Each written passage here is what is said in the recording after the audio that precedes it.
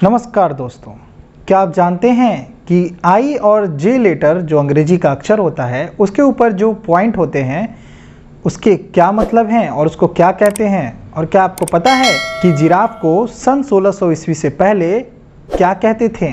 और दोस्तों, क्या आप जानते हैं कि आपका मस्तिष्क अगर कोई नई चीज़ को सीखता है तो उसके साथ क्या होता है। तो दोस्तों, ऐसे ही रैंडम फैक्ट्स के बारे में हम जानेंगे इस वीडियो में। तो चलिए शुरू करते हैं।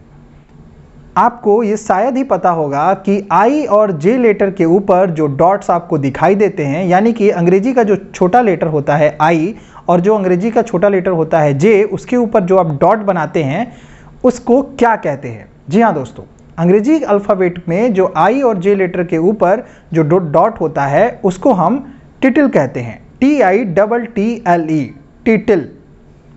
दोस्तों, AEIOUYN और C ऐसे लेटर्स जिनके ऊपर आपको कुछ सब टाइटल्स यानी कि स्पेशल कैरेक्टर जो दिखाई देते हैं उनको हम टाइटल कहते हैं।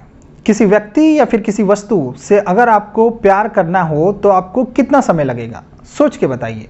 दोस्तों, किसी भी व्यक्ति या फिर किसी वस्तु से आपके दिमाग में अगर कोई प्यार की भावना प्रकट होती है, उस प्यार की भावना को प्रकट होने में मात्र 0.2 सेकंड का समय लगता है। जी हाँ दोस्तों, मात्र 0.2 सेकंड में ही आपका मस्तिष्क आपके प्यार की भावना को प्रकट कर देता है। जब भी आपका मस्तिष्क किसी नई चीज़ को सीखता है या फिर किसी नई ज्ञान को या फिर किसी नई बात को अनुभव करता है और उस अनुभव से वो कुछ सीखता है, तो क्या आपको पता है आपके ब्रेन का जो स्ट्रक्चर है उसमें कुछ चेंजेज होते हैं। यानी कि आपका ब्रेन का जो स्ट्रक्चर है वो चेंज हो जाता है, पहले से वो कुछ अलग दिखाई देता है। इसको हम कहते हैं ब्रेन प्लास्टिसिटी। यानी कि हर कोई नया चीज़ सीखने के बाद आपके मस्तिष्क का जो स्ट्रक्चर है वो चेंज हो जाता है। गूगल मैप तो आप सब ने कभी ना कभी ज़रूर यूज किया होगा और इसको आपने अपने मोबाइल में ज़रूर चलाया होगा अगर आपको किसी जगह पे जाना हो या फिर कोई जगह को ढूंढना हो। तो दोस्तों, आपने गूगल मैप का यूज ज़रूर किया होगा या फिर इसके बारे में सुना होगा। तो दोस्तों, गूगल मैप में क्या होता है? गूगल मैप में गूगल हर जगह को किसी न किसी चीज़ के लिए आइडेंटिफाई करता है।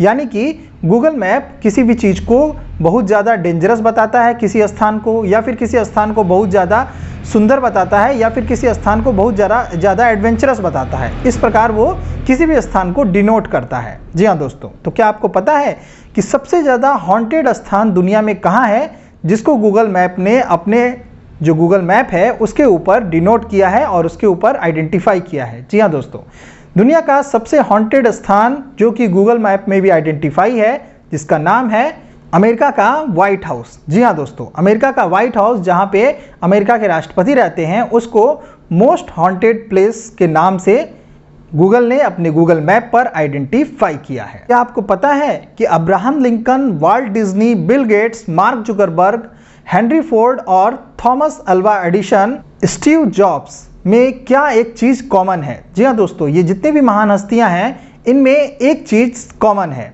दोस्तों, ये सारी हस्तियां कॉलेज ड्रॉप आउट हैं। जी हाँ दोस्तों, ये सारी हस्तियां कॉलेज ड्रॉप आउट हैं और इनके पास किसी भी कॉलेज की डिग्री नहीं है। जी हाँ दोस्तों, ये सोच के आपको बहुत ही ज़्यादा हैरानी हुई होगी, लेकिन ये एक फैक्ट है कि इनके पास किसी भी कॉलेज की कोई भी डिग्री नहीं है।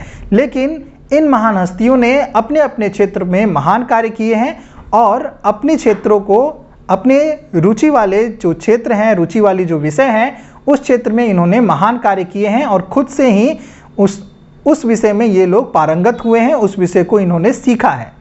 ये लोग अपने आप को खुद से ही सेल्फ एजुकेट किया है अपने अपने क्षेत्र में और उस क्षेत्र में टॉप पर गए हैं और उस क्षेत्र में इन्होंने कमाल का काम किया है। आज दुनिया इनके बताए हुए रास्ते पर चलती है और इन्होंने ऐसे फील्ड को चुना है जिसमें इनको इंटरेस्ट था और जो सब्जेक्ट इनको करना पसंद था और जो काम इनको करना पसंद था उसी काम में इन्होंने बहुत ही बड़ा नाम कमाया है और दुनिया इनके बताए हुए रास्ते पे आज चल रही है। क्या आपको पता है कि एक मधुमक्खी इंसान को काटने के बाद मर जाती है? जी हाँ दोस्तों, ये एक फैक्ट है। अगर कोई मधुमक्खी आपको काट लेती है तो उसके बाद वो जीवित नहीं रहती है, वो भी कुछ देर बाद मर जाती है। तो क्या आपको पता है कि रूस में जिसको फादर ऑफ हाइड्रोजन बम यानी कि परमाणु बम बनाने वाला सबसे बड़े भौतिक विज्ञानी जो थे एंड्रयू सखोव, उनको सन 1975 में मानव अधिकार के क्षेत्र में काम करने के लिए नोबेल प्राइज दिया गया था। जी हाँ दोस्तों, दिस इज फैक्ट। एक ऐसा भौतिक वैज्ञानिक जिसने परमाणु बम बनाया था सोवियत रूस के लिए, उसको नोबेल पुरस्कार मिला था मानव अधिकारों की रक्षा के लिए। जी हाँ दोस्तों, ये एक फैक्ट है। और ये पुरस्कार उनको इसलिए मिला था क्योंकि उन्होंने परमाणु बम बनाने के बाद सोवियत रूस में ही परमाणु बम यानी कि ऐसे किसी भी पावर को मिसयूज करने का विरोध किया था, और उन्होंने मानव अधिकारों के लिए भी बहुत ज़्यादा काम किया था, जिसके कारण उनको नोबेल पुरस्कार दिया गया था। और रूस में इनको नोबेल पुरस्कार लेने के लिए की इजाज़त रूसी सरकार ने नहीं दी थी, इसलिए इनकी पत्नी ने वहां पे जाकर नोबेल पुरस्कार को ग्रहण किया था। क्या आपने कभी नीला आसमान देखा है? आप भी सोच रहे होंगे कि हम ये आपसे क्यों पूछ रहे हैं। जी हाँ दोस्तों, आपने जब भी नीला आसमान देखा हो तो कभी ना कभी आपको उस नीले आसमान में एक सफ़ेद रोशनी और एक सफ़ेद रोशनी की तरह आपको वाइट लिटिल डॉट्स तैरते हुए दिखाई दिए होंगे। जी हाँ दोस्तों, नीले आसमान में या फिर किसी सफ़ेद रोशनी में आपको वाइट लिटिल डॉट्स तैरते हुए दिखाई देते हैं, या फिर काले रंग के धब्बे के आकार की कोई चीज़ चलती हुई दिखाई देती है। कभी कभी ये आकार मकड़ी के जाले की तरह भी होती है। जी हाँ दोस्तों, इसको हम क्या कहते हैं? दोस्तों, इसको कहते हैं आई फ्लोटर्स। जी हाँ दोस्तों, ये एक बीमारी है और ये 60 वर्ष की उम्र के बाद के लोगों को ज़्यादा दिखाई देती है, लेकिन कभी कभी नए उम्र के लोगों को भी ये आई फ्लोटर्स दिखाई देते हैं। और ये अगर कभी कभी दिखाई देते हैं तो इससे डरने की कोई बात नहीं है। लैम्बोर्गिनी गाड़ी के बारे में आपने तो जरूर सुना होगा। इस पे कई सारे पंजाबी गाने भी हैं और ये गाने बहुत ज़्यादा हिट हैं। दोस्तों, इसके बारे में मैं आपको बताऊंगा एक रैंडम फैक्ट्स। जी हाँ दोस्तों, लैम्बोर्गिनी बनाने वाली जो गाड़ी है उसके जो मालिक हैं, उन्होंने ये लैम्बोर्गिनी कंपनी की स्थापना तब की थी जब फेरारी के फाउंडर इंजो फेरारी ने उनका एक बार इंसल्ट कर दिया था। जी हाँ दोस्तों, इंजो फेरारी ने लैम्बोर्गिनी के जो फाउंडर हैं फेरिक्यो लैम्बोर्गिनी, उनका इंसल्ट कर दिया था। इसी इंसल्ट के कारण लैम्बोर्गिनी के जो फाउंडर थे फेरिक्यो लैम्बोर्गिनी, उन्होंने लैम्बोर्गिनी गाड़ी का शुरुआत किया था। और आज लैम्बोर्गिनी गाड़ी के बारे में सबको पता है कि वो फेरारी के टक्कर की गाड़ी है।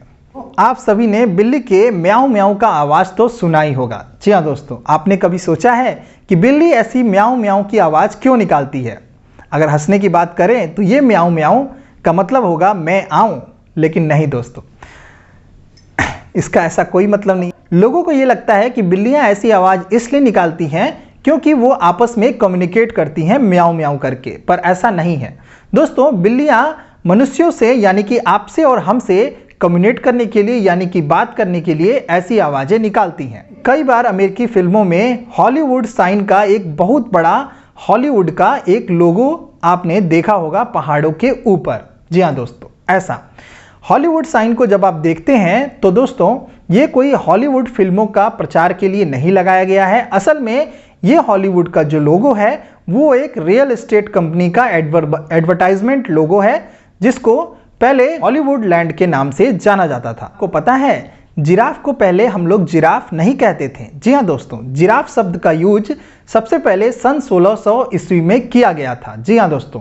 सन 1600 ईस्वी से पहले जिराफ को कैमल लियोपार्ड कहा जाता था। जी हाँ दोस्तों, ये एक फैक्ट है। तो दोस्तों, इस रैंडम फैक्ट्स में आज के लिए बस इतना ही। मिलते हैं आपसे अगली वीडियो में ऐसे ही मज़ेदार रैंडम फैक्ट्स के साथ। तो दोस्तों, अगर आपको ये वीडियो अच्छा लगता है तो इस वीडियो को आप लाइक कर सकते हैं, चैनल को सब्सक्राइब कर सकते हैं, दोस्तों के साथ इस वीडियो को शेयर कर सकते हैं। नमस्कार।